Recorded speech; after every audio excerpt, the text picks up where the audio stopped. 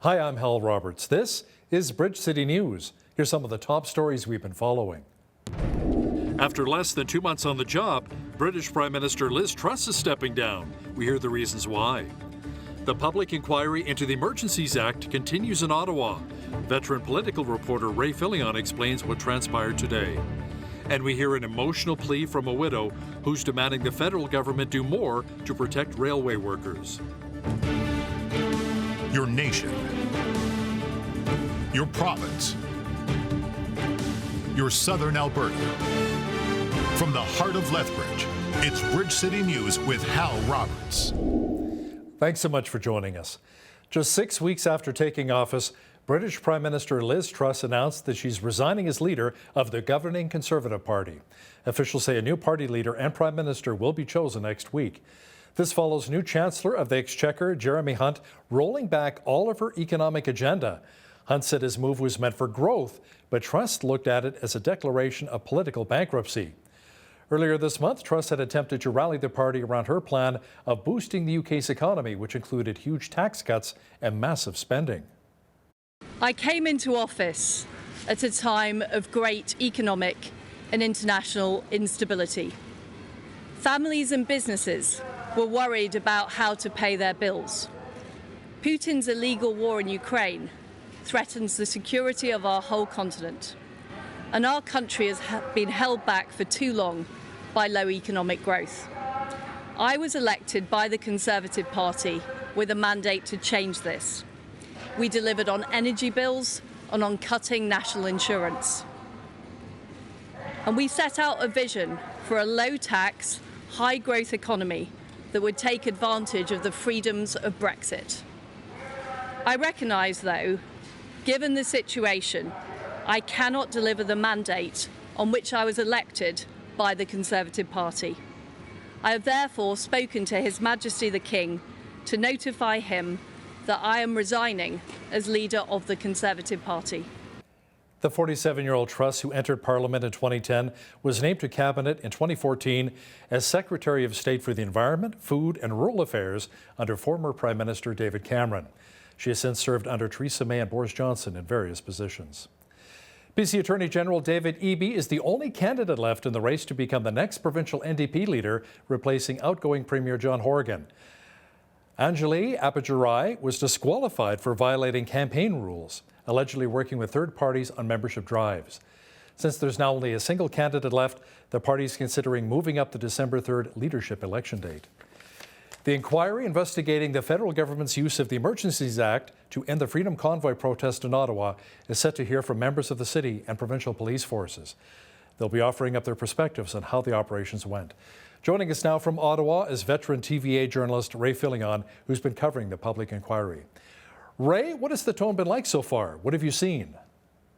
One thing is obvious is that local authorities and provincial authorities and federal authorities were caught off guard. They didn't expect a protest of this magnitude, and they didn't know what to do once protesters got to Ottawa.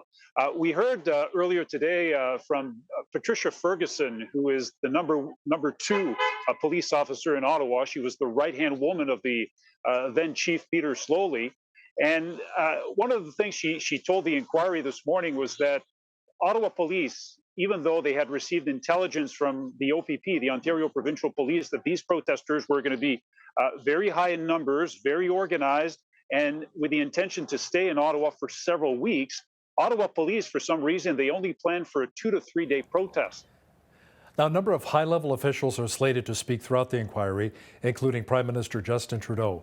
With the PM being put under the microscope in this capacity, how much could it really hurt his already waning popularity?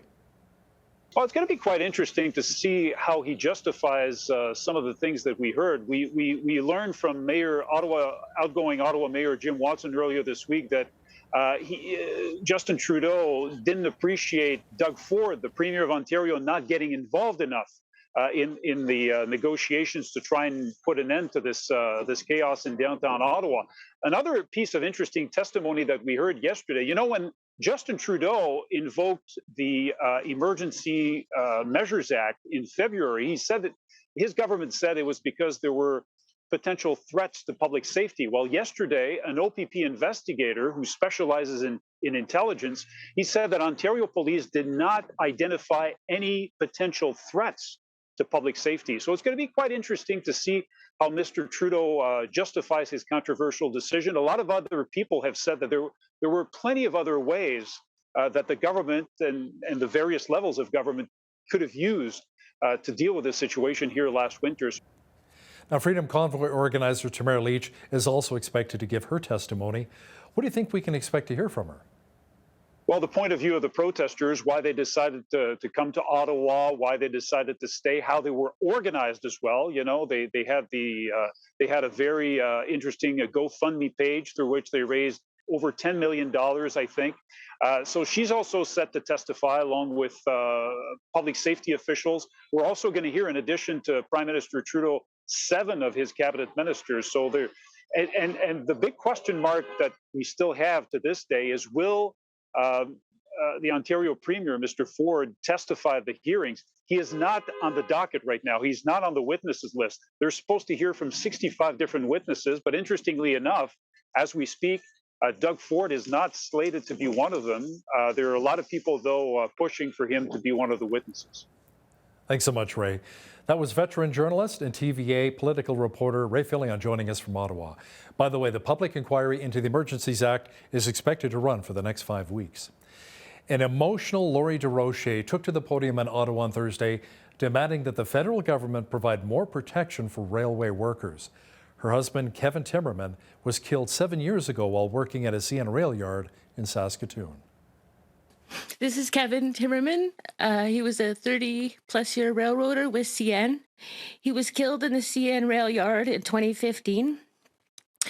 I'm here. Our petitions are to support and ask Trudeau, Prime Minister Trudeau, Mr. Poilievre, and Mr. Blanchette for your support as well for Canadians, Canadian railroaders who are killed on the job.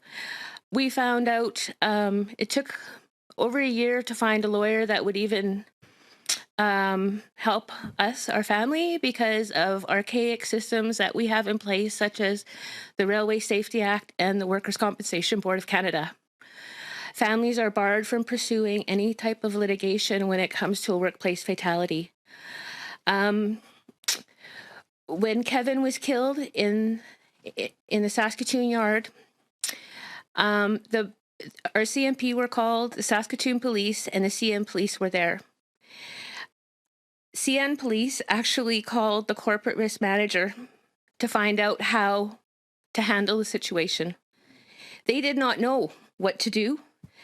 The RCMP did not know what to do, and the Saskatoon Police Department did not know what to do. They left it up to corporate risk management to handle Kevin's death. The Canadian Taxpayers Federation obtained documents showing the taxpayers are on the hook for nearly $55,000 per year of Prime Minister Justin Trudeau's household expenses. That includes kitchen staff preparing meals at 24 Sussex, which are then transported by courier to Rideau Cottage, where the Trudeau family resides. Now, to discuss this in more detail is the Federal Director of the Canadian Taxpayers Federation, Franco Terrazzano, joins us now from Ottawa. Franco, has the government revealed why those costs are so high? No, it hasn't. I mean, this is absolutely crazy that taxpayers are on the hook for more than $50,000 every single year for the household food expenses of the Prime Minister. Now, that is an eye-watering tab, but what makes it even worse for taxpayers is that the government won't reveal why the costs are so high. I mean, are any of these related to official government business, or is this just for personal groceries for the Prime Ministers and their families? Well, taxpayers deserve to know why we're paying such a big tab every year for the household food expenses. Franco, is there any way taxpayers can take the Prime Minister to task over this? Two things need to happen. First of all, the Prime Minister's office or Privy Council, they need to be proactively publishing the receipts. That's number one. Taxpayers deserve transparency. Number two is we need an explanation. What was for the Prime Minister's personal grocery bills and what was for official government business? Because so far, the government either doesn't want to or can't reveal what we're actually paying for. Thanks so much, Franco. That was Franco Terrazzano, Federal Director of the Canadian Taxpayers Federation, joining us from Ottawa. Well, we've been experiencing more smoky conditions here in southwestern Alberta and Lethbridge. In fact, the latest air quality report is no longer good, but listed as fair. Angela Stewart is out at the high-level bridge here in our city. Angela, where's the smoke originating from? Yeah, Hal, we've had a longer than normal wildfire season that has extended well into mid-October. There are a number of fires that are still burning in southern BC, the west coast of the U.S., and even parts of Alberta as well. All of these fires are contributing to the wildfire smoke here in the city. Now, Sarah Hoffman, a meteorologist with Environment and Climate Change Canada, says some of the smoke should clear out with a weather pattern change expected this weekend. Starting Saturday and Sunday, we have a large cold front that'll swing through the province. It's actually going to bring some accumulating snow to parts of the foothills of Alberta. So I don't expect Lethbridge to see accumulating snow, but I do expect Kananaskis, Banff, areas west of Okotoks to start to see a little bit of accumulating snow. I expect rain and winds as well, and a sort of a wind shift. So whereas we've seen a lot of that wind come from BC and the northwestern United States, I expect a lot of that to come around from the north now. As for how the rest of the week is shaping up, BCN's Angela Stewart will have details coming up later in our program. Lethbridge fire crews were called to a garage fire in the 2000 block of 23rd Avenue North on Wednesday morning. 17 firefighters from 3 stations battled the blaze that was contained to the double detached car garage. Fortunately, there were no injuries reported, but damage was estimated at $140,000, which included the contents in the garage. Fire investigators determined the fire was accidental. Living wages are being offered to some employees at a few local nonprofit agencies, including Volunteer Lethbridge. A living wage is an hourly wage that an employee can earn to help them live comfortably and assist them in meeting their financial needs. Amanda Jensen, the Executive Director of Volunteer Lethbridge, says it's critical the nonprofit groups pay a living wage. It's truly important that all sectors, nonprofit, for-profit, enterprise organizations commit to the idea of paying employees what they're worth so that employees can contribute effectively during the day, are not always looking for that next job, that second job, which does benefit the employer in terms of reduced turnover, reduced onboarding, training, and recruitment costs. So it's a win-win for the employee, the employer, and the community.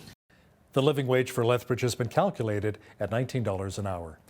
With inflation and the cost of living rising, members of our community are changing the way they get their food. Mandy Sandbach has been teaching people how to grow their own food for years now. Sandbach spoke at SACPA in Lethbridge earlier today, explaining how people can curb their hunger through working the land instead of heading to a grocery store. BCN's Micah Quinn has that story. I started wondering where my carrots come from, and I looked, and here's where they're from. Well, isn't there a more local source? And start to be transparent in that journey. Mandy Sandbach wears many hats in our city, like the president of the Lethbridge Sustainable Living Association and the owner of Soulfully Soil. She says there are a number of local organizations that can help you out if you're looking to grow your own food. The Interfaith Food Bank Learning Garden is a great place to start. They've been running the Seed to Supper program for the last 7 years, I think.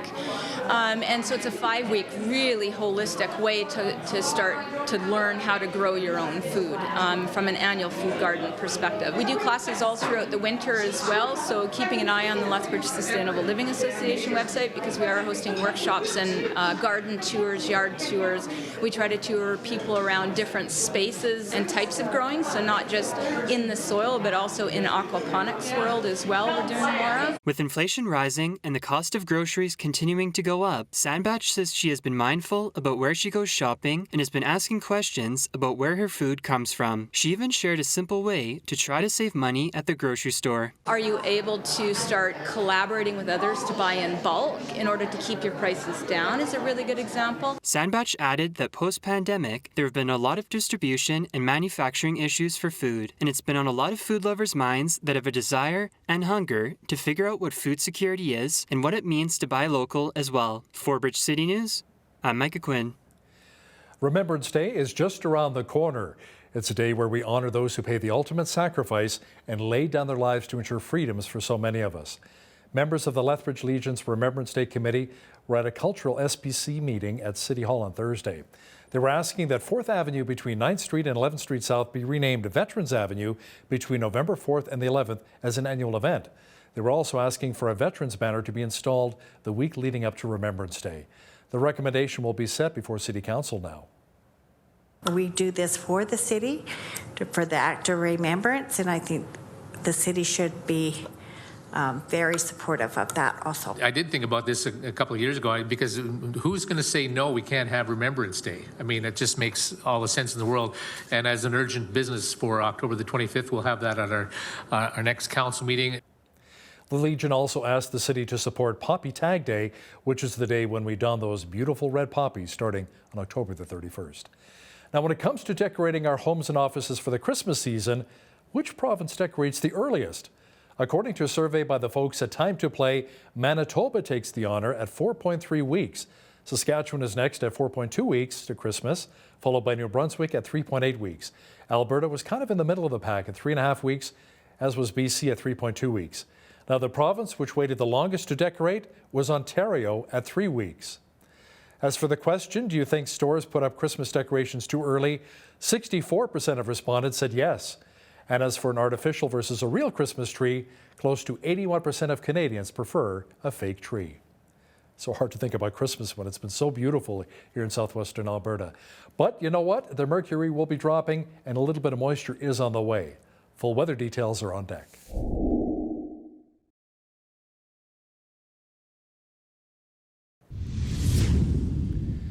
Well, it was another mild day across much of southwestern Alberta, but a little bit smoky due to some of the wildfire smoke making its way into the city.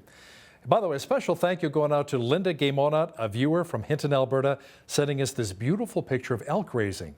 So nice to see that there's no snow yet in your region, Linda, and not a lot of smoke either. Very nice. Angela Stewart is in now with a full look at the weather picture. Angela, it appears as though some cooler temperatures and rain may be on the way for our region. That's right, Hal. Cooler temperatures are expected for tonight, mainly cloudy with a low of +4. Friday, cloudy and a 60% chance of rain in the afternoon, a high of 13 degrees expected, making for a gloomy start to the weekend. Saturday, cloudy and a 60% chance of rain, a high of only 6 degrees. Sunday, same picture, cloudy and 6 degrees. Back into the work week on Monday, a mix of sun and cloud, climbing up to 10 degrees there. 9 degrees for the high and a mix of sun and cloud for Tuesday. Wednesday, a mix of sun and cloud and 8 degrees. Taking a look at the almanac now, the average high for this time of year is 13 degrees, the average low 0. 25 degrees was the high temperature on this day set back in 1940, and in 1984 we had the chilliest, which was -11. The sun rose at 8 o'clock this morning and set at 6:32, giving us just over 10.5 hours of daylight. When we look at temperatures across the country for Friday, Victoria expect periods of rain beginning near noon, a high of 10 degrees. 11 degrees in Vancouver with some local smoke in the morning, also expect some rain in the morning. There is a 30% chance of rain in the afternoon for Calgary and in Edmonton tomorrow, 9 and 10 degrees for the highs in both of those cities. A high of 11 degrees in Saskatoon tomorrow. There's a mix of sun and cloud with a light wind in Regina expected. 11 for the high there. 13 for the high in Winnipeg with mainly sunny skies. Now when we look to the central part of the country, 14 degrees in Toronto and sunny. 13 and mainly sunny in our nation's capital for Ottawa. 14 and sunny in Montreal. Moving further east, 15 for the high in Fredericton. A mix of sun and cloud and 17 for Halifax. Charlottetown, 15 and mainly sunny. St. John's, increasing cloudiness and 15 degrees. And that's a look at the forecast from the high-level bridge here in Lethbridge. Are you tired of high energy bills? Today's weather report is brought to you by Ridge Utilities, providing competitive rates for electricity, natural gas, and internet while investing back in communities across southern Alberta. A new survey found rising inflation and higher interest rates are eroding Canadian satisfaction with our country's finances and our country's banks. The study by J.D. Power says the percentage of customers financially happy and healthy dropped from 50% down to just 38%. Now, according to the report, Royal Bank ranked highest in satisfaction among the 5 big banks for a third consecutive year, followed by CIBC and the Bank of Montreal. This year's harvest has farmers in Western Canada hoping it will make up for last year's poor crop yield. Supply chain stalls, however, could put a further wrench into agriculture profits. The Western Grain Elevator Association says capacity remains stable but not comfortable. The group's executive director says grain elevator levels are at about 85%, leading to fears of delivery delays. European leaders have opened a two-day summit on a proposed plan to impose a gas price cap to contain the energy crisis fueled by Russia's war in Ukraine. Germany and France are in opposing camps seeking ways to counter the Kremlin strategy to choke off gas supplies to the bloc at will. Germany expressed doubts and holding off plans for the price cap, while most others want to push on. But German Chancellor Olaf Scholz says any dispute is on the method and not on the goal. Now, here's a look at today's markets. The TSX was down 95 points on the day to finish at 18,579. The Dow was down 90 points to 30,333. The S&P 500 was down 29 on the day to 3665, and the Nasdaq was also down 65 points to 10,614. West Texas Intermediate Oil was up 43 cents to 85.98 US per barrel. Natural gas was down 13 cents to 5.33 US.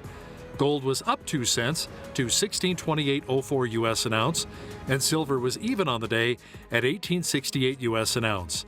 Feed wheat is at $12.65 per bushel, barley's at $9.69, canola's at $19.75, and corn is at $12.14 per bushel. Live cattle were up 43 cents to $149.78. Feeder cattle were up 35 cents to $175.58, and lean hogs were down 35 cents at 88.03. That's for the December contract. The Canadian dollar was down slightly over the past 24 hours to 72.64 US.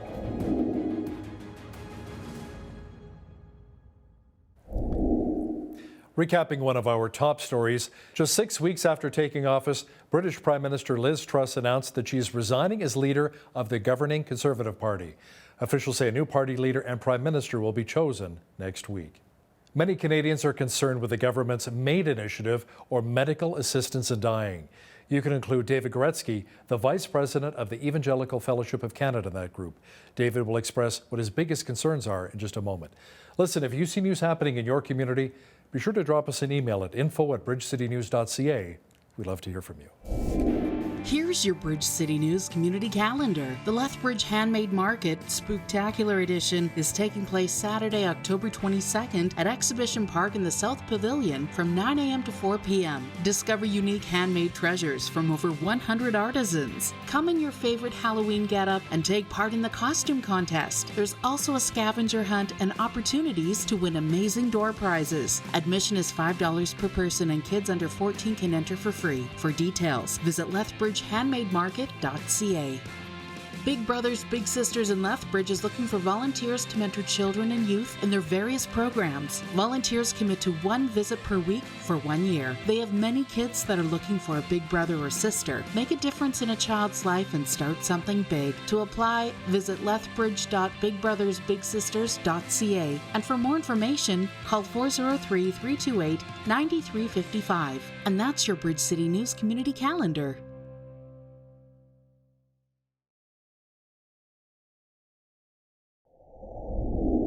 Well, the Evangelical Fellowship of Canada has for many years been at the forefront of tackling issues of faith in our Canadian political and cultural world. The EFC is in the process of making some changes, and we want to discuss some of these as well as some of the current issues that we're facing in Canada. We are joined today by David Goretzky, the Executive Vice President of the EFC, soon to be the future president. Welcome to Bridge City News, David. Great to have you on. Thank you. So good to be here. Okay, so for any viewers who may be unfamiliar with the EFC, can you first of all explain what your organization is all about? Sure, I'd love to do that. We're the National Association of Evangelical Denominations and post-secondary schools, ministry organizations, and hundreds of congregations. And we do various types of things. We have 3 centers that we work out of. We have a center for ministry and ministry partnership and innovation, and we do collaboration. What can we do together that we couldn't do apart? We do public policy work out of our Center for Faith and Public Life. advocacy work and matters of life issues, religious freedom issues. We intervene in court cases. We've been in over 30 Supreme Court cases over the years. And we also have a Center for Research on Church and Faith, where we look at trends in religious attitudes in Canada and various types of issues that are facing the church. So those are our primary. And then we produce resources out of that. We have a couple magazines. Faith Today is our bi-monthly magazine, and we produce other kinds of resources like podcasts and webinars and digital media and so on. Wow, sounds like you guys are definitely involved in a lot. Now, some viewers may know the name Bruce Cleminger, who has served for many years as the EFC president. So tell us what changes are going to be taking place for both Bruce and yourself. I may have given it away at the beginning of the interview. For me, of course, as of January 31st, I'll be taking up the challenge of becoming president and CEO of the EFC, January 31st, 2023. Congratulations. And so thank you very much. Looking forward to it. I'm sure there's lots of challenges forward as well. Definitely. And Bruce has been with the organization for 30 years, and 20 years of that as president. And he's going to be moving into a senior role. He's staying on with the EFC, focusing his work really on as a senior ambassador, and he's going to be focusing his work really in his area of expertise, which is like public policy and faith and legal issues and so on. So he'll write and speak and continue to engage on the Hill. Okay, so maybe let's touch base on some of the current issues that EFC is working on. So the rapid expansion of MAID, of course, medical aid in dying, is raising some concerns. As of March of 2023, people with mental illness alone will be eligible for assisted dying in Canada. So how will this impact people with mental health concerns and those who love them?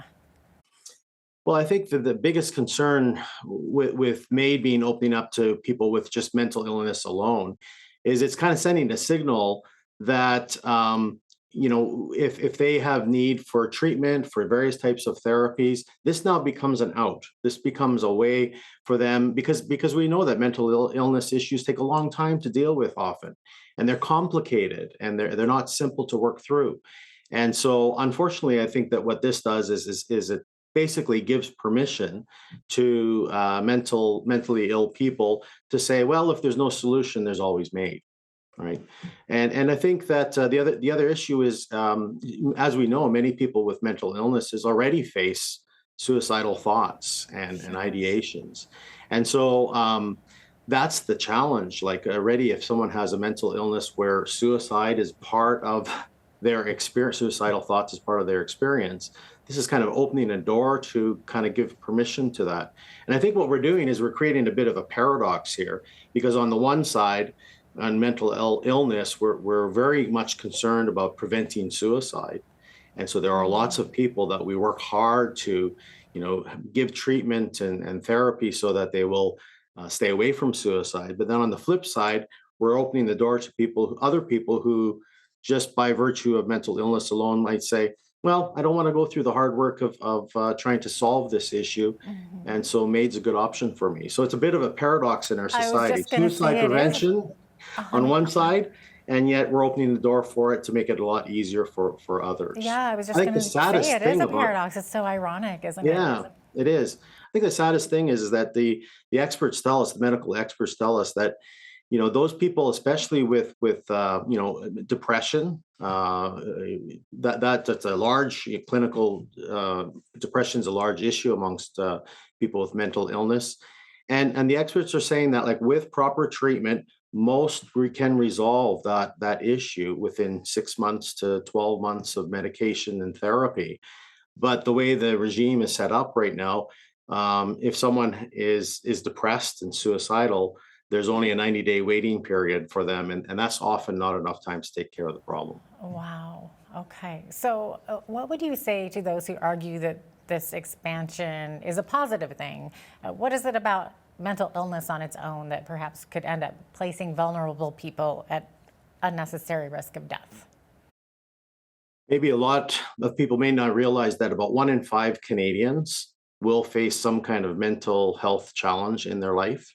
That means like 1 out of 5 people in Canada are facing those kinds of challenges.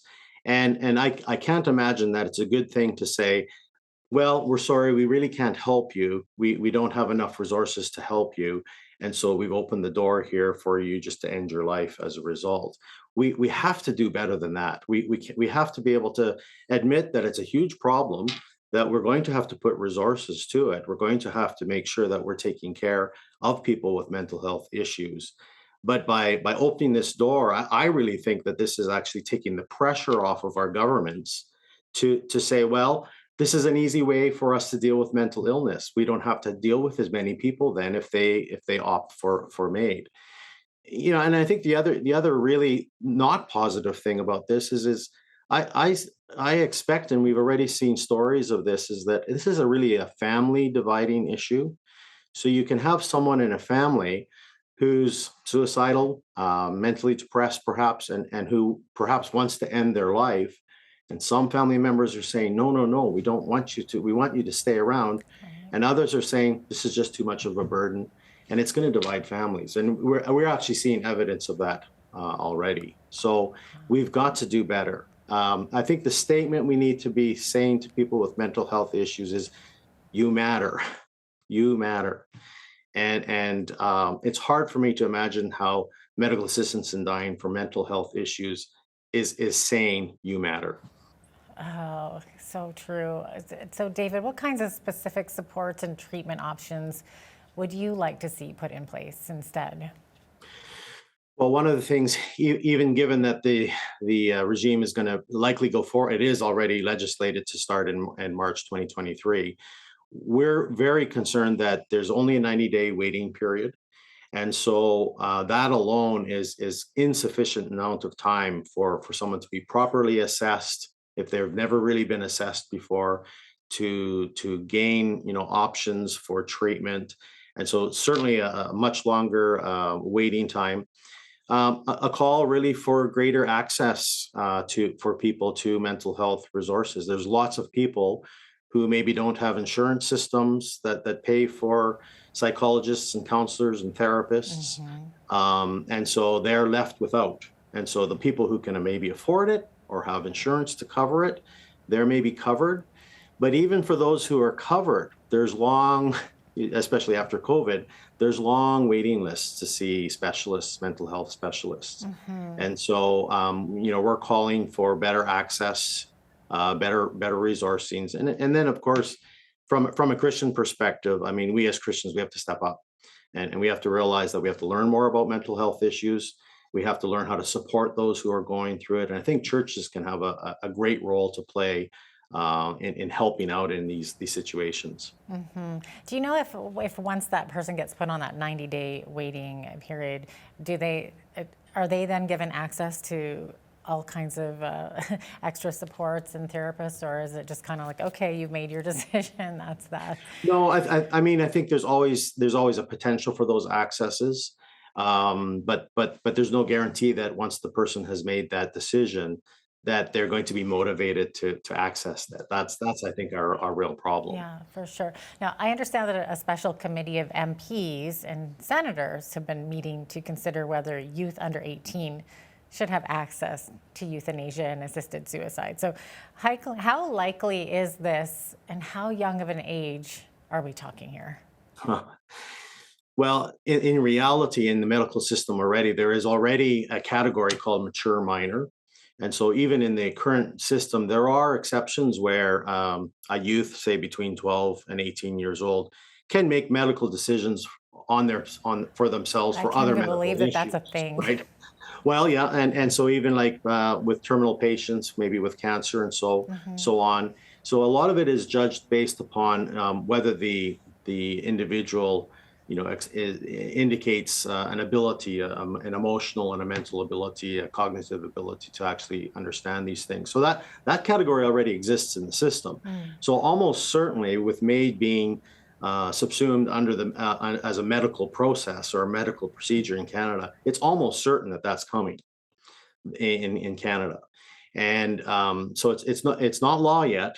Thankfully, it's not law yet. But so there is still a chance for our voices to be heard on this. But it's almost certainly to come into play.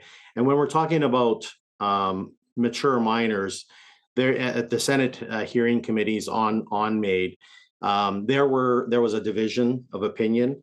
Early on in the process, the Canadian Pediatric Society was arguing against opening up MAID to those under 18. But many physicians, and there's no consensus on this, many physicians were arguing for as young as 12, and some were saying there should be no limit on or no lower limit on how low a person can go, as long as they can be shown to understand what they're doing. Oh my gosh! And how do you even qualify that in terms of what they're thinking and how mature they are? It almost brings me to tears just thinking about these young kids going through this. Absolutely. And that is that is a big part of it. Is it does depend so much upon the opinions of a few people about whether the individual is mature enough to understand what they're going through. Not to mention the kind of traumas and issues that they're perhaps facing, especially if they're going through some kind of medical procedures or under heavy medication. It's so difficult to really know how well we confidently be able to judge that this young person, this 12-year-old, really knows what they're talking about. Yeah.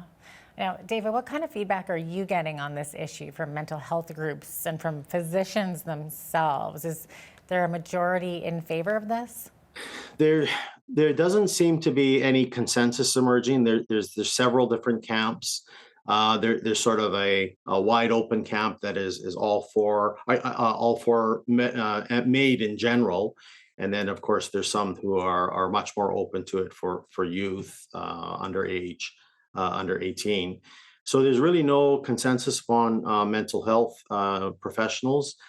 Disability groups, Indigenous groups, many of those types of groups have actually expressed deep concern about how both MAID and eligibility for youth is really puts young people and vulnerable peoples at risk. So people without a social safety net, a good social safety net, people without the resources, people who are perhaps in isolated places and don't have that support, MAID just seems like a really easy option for them. What about the physicians themselves? Do they currently have their conscious rights protected when it comes to MAID, or are they required to either participate or to refer to another doctor who does in fact perform MAID? Oh, that's a great question. So in Canada, there is no conscience protection level at the level of the federal law because health is all regulated by the provinces. So each province has their own kind of set of rules about how conscientious objectors are dealt with. In Canada right now, most provinces have some allowance or significant allowance for those who object to participation in MAID. But Ontario, Quebec, and Nova Scotia are still requiring even objecting physicians to provide what they call effective referral. So even if they object to personal, and they're not going to be forced to engage in MAID personally or directly, in those provinces, those doctors are still obligated by their professional colleges to give an effective referral, which means they have to make sure that the patient is handed off to someone else to ensure that this is done. Right. And for many doctors, that's tantamount to aiding and abetting in a murder. For sure. Yeah, absolutely. Really quick, what can viewers who maybe don't agree with this do to stop the expansion of MAID? How can they practically get involved? This may be one of those issues that gets overlooked in our busy world, right? Right.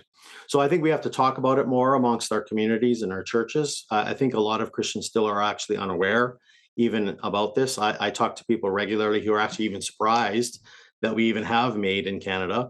And then others are not even aware about things like the coming opening up to mental illness. So there needs to be a lot more education. We certainly need to pray, need to keep praying about this. From an advocacy perspective, I think that it always is good to contact your MP and express your reservations and your concerns about the expansion of MAID. Although the March 23 deadline is actually coming, and that's already in legislation, I think that we're seeing more and more stories of people receiving MAID that people are alarmed by, that they are receiving MAID. And so I think there can be a concerted effort to call for more safeguards to be put in place. That still is possible. And I think we all need to learn to ask the question, like, how can we volunteer? Palliative care is one of the main kind of ways we can counter MAID, because a lot of people don't have access to palliative care. And I think that we also have to advocate not only for restrictions on MAID, but we have to advocate both federally and provincially for better access to palliative care. Only about 30% of Canadians actually have good access to palliative care. And so if we're in that position, if someone gets into that position, even if they wanted it, they can't get it. Looks like we're out of time, but thanks so much for being with us today, David, and for enlightening us on this incredibly fascinating topic. Yes. Thank you so much for having me. It's been great being here. Absolutely. David Goretzky is the Executive Vice President and soon to be the new CEO and President of EFC.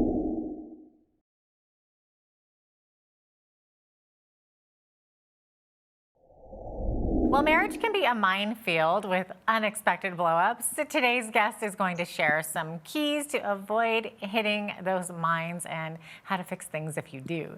Brent Taylor is a Lethbridge marriage coach and the author of His, Hers, Greatest Need. Welcome to Bridge City News, Brent. So great to have you on again.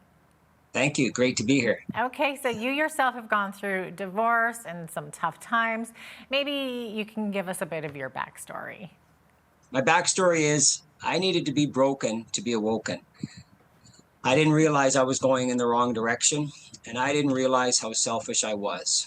And so, you get teased and bullied when you're young and you're a fat little porker, and you grow up with a lot of insecurities, and that turns into some so-called addictions. And so you want to make it right. So I raised $20 million and started the largest manufacturing plant in Canada, and I was going to the moon.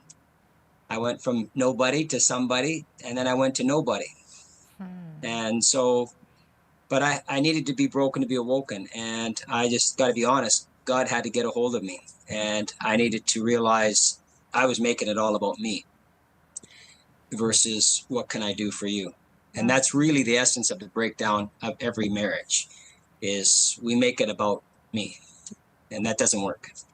Okay. So I was married for 26 years. And lost everything. And then my life started to change and I was awoken, but I still needed a lot of things to be worked on. I remarried to a gal that had been beaten by her stepfather every day. And whenever we have a conflict, she'd run away. And I never saw her again. Within 1 year, it was done. And I looked up and I said, why, God, why? And he started to show me his and hers. And when you say his, hers, it's his and hers, just so you know. And that's what the rings are representing, the ampersand sign. So his and hers greatest need and the single biggest reason why marriages break down. The single biggest reason, and how to build it up, and the greatest way to love each other. So I've shared with over 12,000 men and women over the last 7 or 8 years, in the church, out of the church, Christians, Muslims, ministers, 82-22, every man and woman has said, that's it, but I didn't know.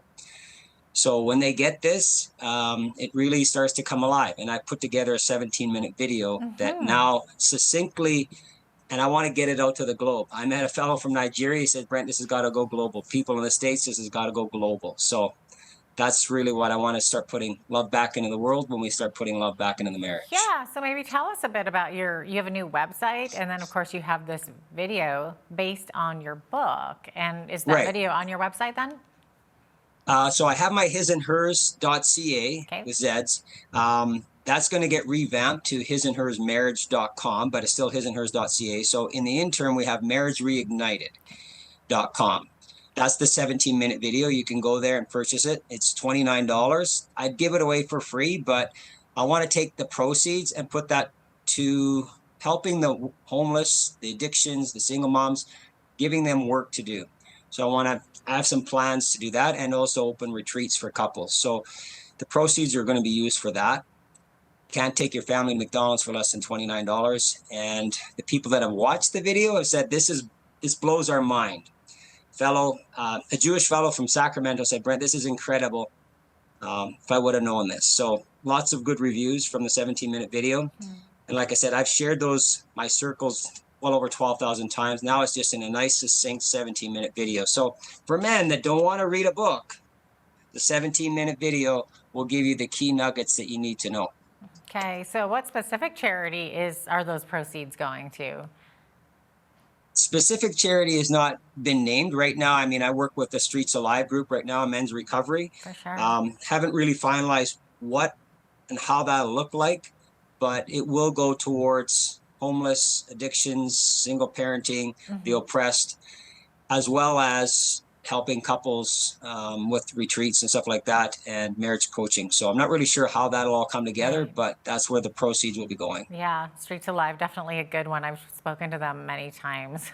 Okay. Yeah. So, Brent, how are couples responding to the Marriage Reignited video so far? You were saying it's just kind of blowing people's minds, right? Yeah. Well, a couple down in Hamilton said to me, you know, we thought our marriage was pretty good. They got a 7-year-old. He's been married twice. She's on her first marriage. They had some baggage from the past, and they thought they had a pretty good marriage. Catholic background. They watched the video twice in one weekend, and they said, Brent, this blew our mind. It is, and they've watched it many times since. You can watch it as many times, and it's really started to put their marriage together. So, yeah, just a whole variety of different people, individuals, singles, people in the States, across the globe have been watching the video, and they said, I didn't know this. So it's getting good reviews. So I got to go social media. I got to go digital. Right. It makes sense in this day and age. So what is so mind-blowing about what you're saying? Well, most men and women have no idea. Out of 12,000 people, nobody's guessed the greatest need for man. Not one person ever. And when they realize that, and then when they realize the greatest need for women, and about 20, 25, 30 people have guessed that. And what breaks it down when a man feels his greatest need isn't being met? And it happens in every man.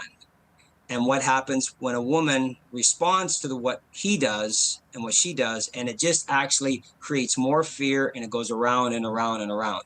They didn't see that, but when I describe it to them, they see that's exactly what happens. And then putting it back together, what he needs to do to put it together and what she needs to do, and the greatest way to love each other. I get some real big jaw-dropping eyeballs when they see what they were doing and what they can be doing. So really, it's very profound, and it's really simple.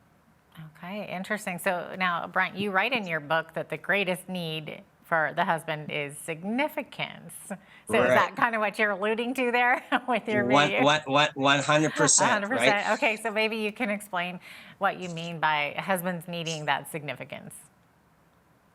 Right. Because every man wants to be his wife's hero. And when it starts out, usually in the beginning, the sex and the roses are great. He feels like number one, significance, and she's going to live happily ever after. That's security. Usually the thing that breaks it down the most is the children come along. When a man and woman get together originally, oxytocin is released in that intimacy. But when mama bear is pregnant and birthing and nursing, massive oxytocin is being released. So now she's getting her cup filled, because what we don't realize, we come alive when we give, not get. So now she's giving to the children. Now she's giving that way. She doesn't understand why he doesn't get what she's getting. And she's being pulled to the children. She doesn't see that her cup is being filled, her responsibilities are there. And he's going, what am I, chopped liver? So he's still going to her, and he's getting blocked because she's giving to the children. He's not able to give. Most ladies think my husband wants to get sex. Not true. He wants to give love. He happens to love physically and solvingly. Most men want to solve their wife's problems. That's what they think they're supposed to do. She doesn't want her problem solved. She wants him to listen to her feelings, because the problem's not the problem. You may say, well, what do you mean the problem's not the problem? The problem is secondary. She wants to know that he cares about her feelings. And he's going, well, why don't we just fix the problem? Then she won't have those feelings anymore. No, she wants him to care about her feelings. That's her primary concern. If he cares about her heart, then she feels safe, then she feels secure. Then she can return that love. But when she feels criticized, which is his solving, then she takes it personally, and then she wants nothing to do with him physically. Now, for a wife, you say in your book that the biggest need tends to be security. Right. Right. So here's proof. Mama Bear comes by and sees you have a son, Alex. Alex is climbing the tree at 6 years old, and you look up and say, Alex, you better be careful. You might break a leg. You better get down from there. Boom, you just planted the proverbial seed. Falls, breaks his leg. See, I told you. No, just joking. But she's worried about his safety and security. Mama bears are very sensitive. They're always aware. You take a lady and you send her to New York and the slums of New York and the ugly streets and the pitch black midnight. Do you think she's going to want to go for a walk by herself in the pitch black? Probably not. She wants her husband, a friend, a dog. She's probably not going to. Men, they might look around the corner, but they're probably not going to be worried about the security. Papa Bear comes by, sees Johnny climbing a tree. Hey, good job. If you reach here and here, you can go higher. He wants to conquer. Mm-hmm. He wants to accomplish. He wants to be victorious. And he wants to be his wife's hero. He's the pursuer. She wants to be pursued. You tell me, not one woman in this world she wants to be fought for. Mm-hmm. Yeah. There's not a guy in the world that doesn't want to be his wife's hero. Oh, there you go. Okay, so you're doing a good job at identifying the problem. So how can a husband properly listen to his wife's feelings? You'd mentioned that it's just so important for wives to have their husband listen. Why is it so important for a wife? And then how can the husband properly do this? Right. Well, first and foremost, I think she's got to realize, you don't listen to me. You don't hear what I say. She's got to notice her motive. Oftentimes it's about what you can do for me. She wants him to listen to her. That's a very self-seeking motive. And because we're creatures of habit, as I've done before, I cross your arms. That's the way I cross my arms. But if I have to reverse it, it's not as comfortable. So we're usually, so we don't even realize it's what you can do for me. So first she needs to check her motive. That's very important. There's a biological reason and there's kind of a habitual reason.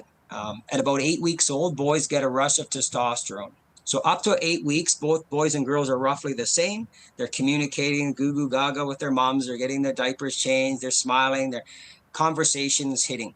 When the testosterone hits, it reduces his tendency for verbal communication. It increases his tendency for action and competition and aggression. If he's going to be a protector, he has to have that.